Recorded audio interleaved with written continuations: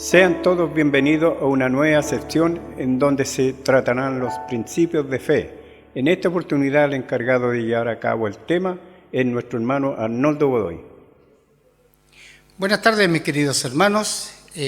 Saludarles en este santo día sábado, en el cual nos congregamos para hablar de la palabra de Dios. Que sean cada uno de ustedes bienvenidos en esta solemnidad que es de nuestro Dios, esperando que nuestros hermanos, así también los que nos visitan en esta página, puedan poder conocer cada día más de nuestra iglesia. Bien, mis hermanos, en esta hora vamos a hablar acerca de el diezmo, que es un mandamiento que lo tiene nuestra iglesia, y vamos a darle lectura a lo que en nuestros principios de fe aparece como tal este mandamiento que Dios ha dejado, que es el diezmo. Nuestra iglesia acepta el mandamiento de los diezmos como el sistema económico instituido por Dios para su pueblo, también las ofrendas voluntarias. Bien, mis hermanos, este famoso, digo famoso porque es muy mal interpretado este mandamiento de Dios. Dios lo ha dejado para eso, para nuestro sistema económico. No es para personas, sino que es para la institución, para la iglesia. Así como lo hicieron en aquel tiempo, ¿no es cierto?, en los Hechos de los Apóstoles, cuando se formó esta iglesia. Pero vamos a ir, mis hermanos, primero a dilucidar este mandamiento y ver de qué se trata. Levíticos 27, su versículo 30, vamos a darle lectura, y ahí es donde Dios, mediante Moisés, da a conocer este mandamiento. Y dice: y todas las décimas de la tierra, así de la simiente de la tierra como del fruto de los árboles de Jehová es cosa consagrada a Jehová. Y si alguno quisiere redimir algo de sus décimas, añadirá su quinto a ella. Y toda décima de vaca y de oveja, y todo lo que pasara debajo de la vara, la décima será consagrada a Jehová. No mirará si es bueno o es malo, ni lo trocará. Y si lo trocare, ello y su trueque serán cosas consagradas, no se redimirá. Estos son los mandamientos y ordenanzas de Jehová a Moisés para los hijos de Israel en el monte de Sinaí. Bien, mis hermanos, lo que dice aquí, Dios estipula este sistema económico para el pueblo, pero Dios nos bendice, ¿no es cierto? Y al pueblo también en aquel tiempo lo bendecía y le pedía para él la décima de todo lo que surgiera de la tierra y tanto de los animales. Y sabemos que en aquel tiempo, puesto se lo dio al pueblo de Israel, este 10%, esta décima, iba al pueblo levita, ¿no es cierto? Porque ellos se dedicaban solamente a consagrar a Dios, ¿no es cierto?, al templo, y no tenían ganadería, ni agricultura, ni nada, sino que eran 100% consagrados. Y es por ello que aquí se estipula que este 10% iban al beneficio de ellos. De hecho, es más, si nosotros leemos la palabra, este 10% también ellos tenían que entregarlo, de lo que recibían también tenían que dar el 10%. Bien, pero y por ende vemos que en la Escritura está estipulado este financiamiento que tiene la iglesia como tal, ¿ya? Ahora, ¿en qué consiste esto? También podemos, el profeta Malaquías, vamos a ratificar, ¿no es cierto?, lo que habla en el Levítico. Malaquías también habla acerca de eso, pero lo habla también en el contexto general, ¿no es cierto? Malaquías 3, del 8 en adelante, dice así: ¿robará el hombre a Dios?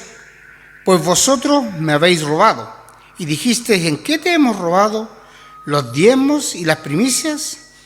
Malditos sois con maldición, porque vosotros, la nación toda, me ha robado. Traed todos el diezmo al alfolí y haya alimento en mi casa, y probadme ahora En esto dice Jehová de los ejércitos, si no os abriré las ventanas de los cielos y vaciaré sobre vosotros bendiciones hasta que sobreabunden. El ejemplo que nos deja aquí, mis hermanos, es que Dios pedía este 10% tanto en forma material como espiritual. Y tras de eso venía una bendición. Dice, probadme, dice, ¿no es cierto? Porque hace una pregunta aquí el profeta, mediante Dios, dice, ¿ha robado el hombre a Dios? Pues vosotros me habéis robado, dice, de los diezmos, ¿no es cierto?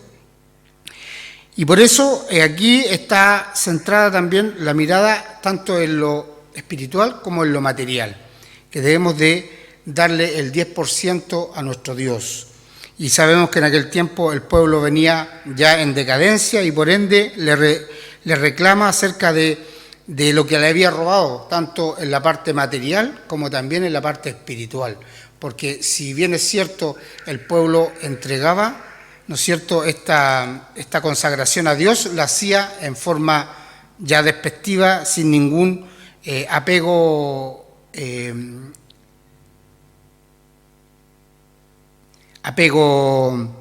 espiritual, ¿ya? Y para ratificar esto, ¿no es cierto?, que muchos dicen, ¿no es cierto?, de que este mandamiento quedó en la cruz,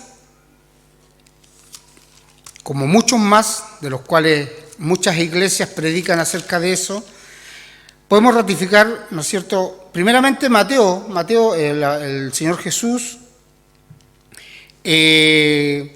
da cuenta de los fariseos, ¿no es cierto? Y aquí nos enseña de que en aquel tiempo, cuando Él estaba, este mandamiento aún estaba en pie. Mateo 23, su versículo 23, nos dice así: «Hay de vosotros, escribas y fariseos, hipócritas, porque diezmáis la menta y el eneldo y el comino, y dejáis lo que es lo más grave de la ley, es a saber el juicio y la misericordia y la fe. Esta era menester de hacer y no dejar a lo otro». ¿Qué le recrimina aquí nuestro Señor Jesús, mis hermanos? Es que les dice que ustedes diezman de todo para ser vistos, ¿no es cierto?, pero se olvidan de la fe, de la misericordia de Dios. Dice que hay que diezmar, pero también hay que ver la parte espiritual, la parte, porque esto es un complemento, mis hermanos, entre la parte espiritual y la parte material. Y aquí en cierto modo, les está recalcando que ellos se ocupan más de la parte para ser vistos que de lo que Dios quiere que hagan, que es la fe, dice, y la misericordia. Un ejemplo claro, primeramente, de que este mandamiento estaba en pie en los tiempos de Jesús. Pero aquí es donde está el mito, que dicen que hay muchos que dejan todas las leyes en la cruz y solo pasan el diezmo. Y hay otros que dejan todo en la cruz. ¿Qué nos dice la palabra de Dios al respecto? El apóstol Pablo, mis hermanos, nos habla en 2 Corintios, le habla a los corintios en aquel tiempo, con respecto a esto.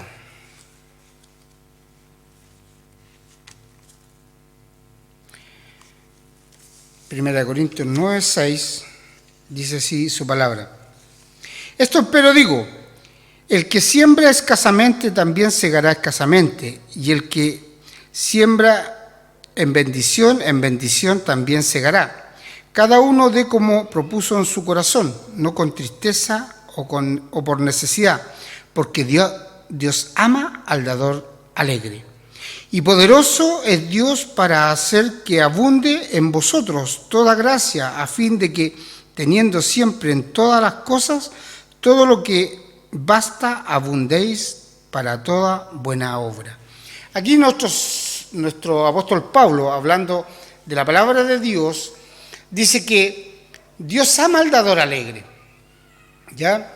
Entonces, nosotros cuando demos lo que le corresponde a Dios, por mandamiento, como decía el Levítico 27, ¿no es cierto?, que toda la décima de la tierra y de la ganadería y todo lo que nosotros recibimos, toda la bendición que recibimos nosotros tenemos que entregarla a Dios.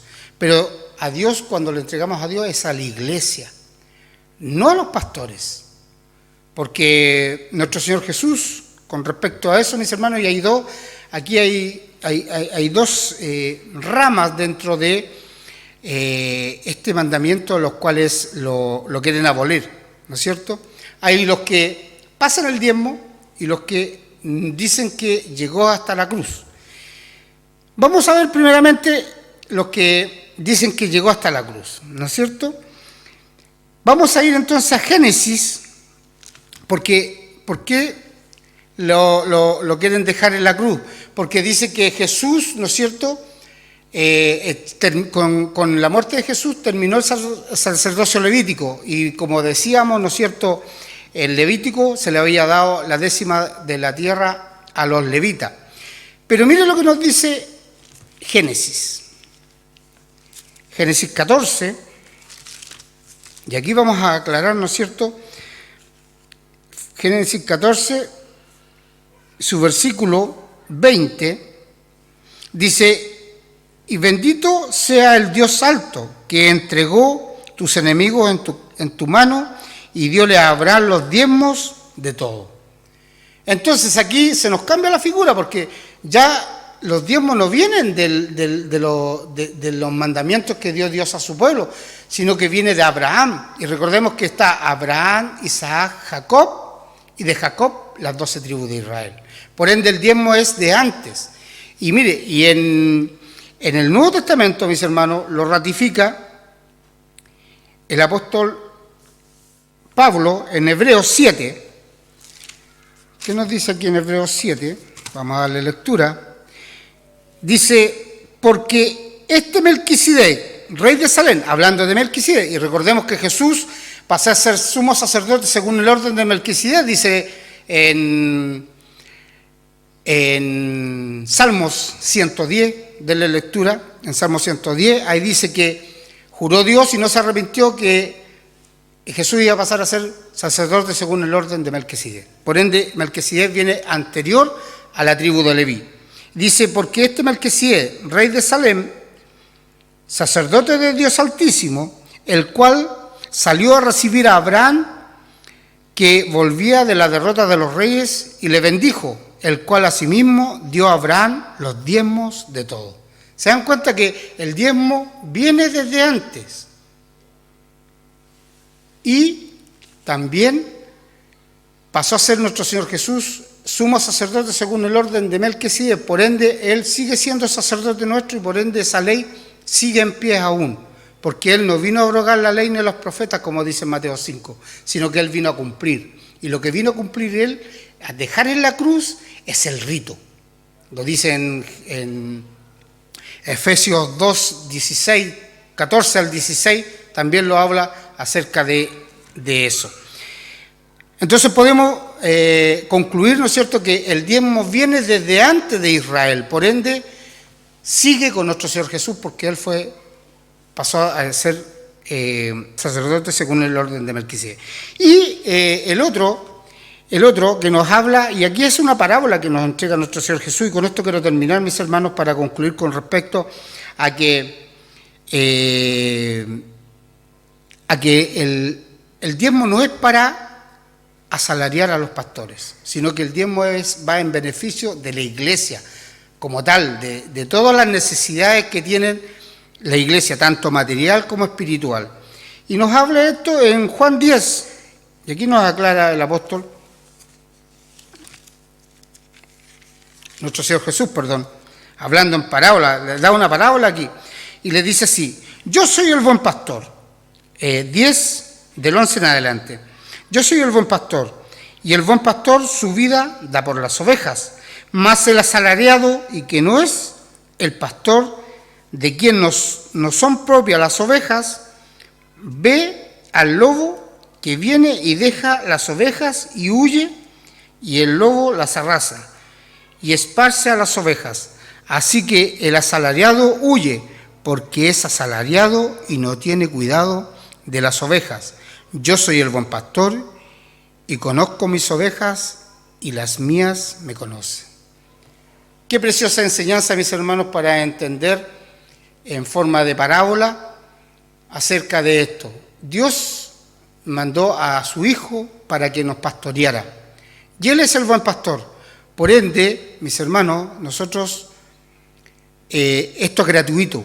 La fe no se puede transar ni lucrar con esto.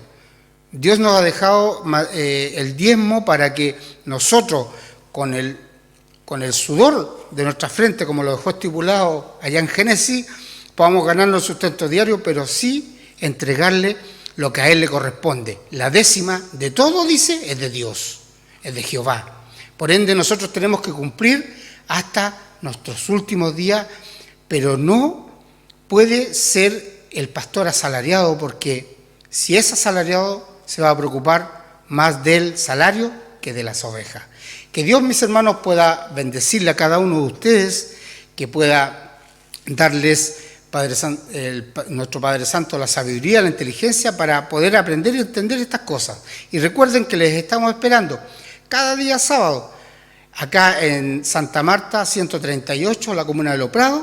Está nuestra iglesia, los pueden visitar, y también en nuestra página hacer las consultas para el lugar en donde se encuentren, ver si hay alguna congregación nuestra cercana. Que Dios les bendiga y muchas gracias, mis hermanos, por la atención prestada. Recuerda que cada viernes a la puesta del sol tenemos un tema nuevo. Todos los sábados los cultos de adoración en nuestra página de Facebook. No olvides seguirnos. Esperamos que esta semilla germine en tu corazón y dé buen fruto. Que el Señor te bendiga. Feliz sábado.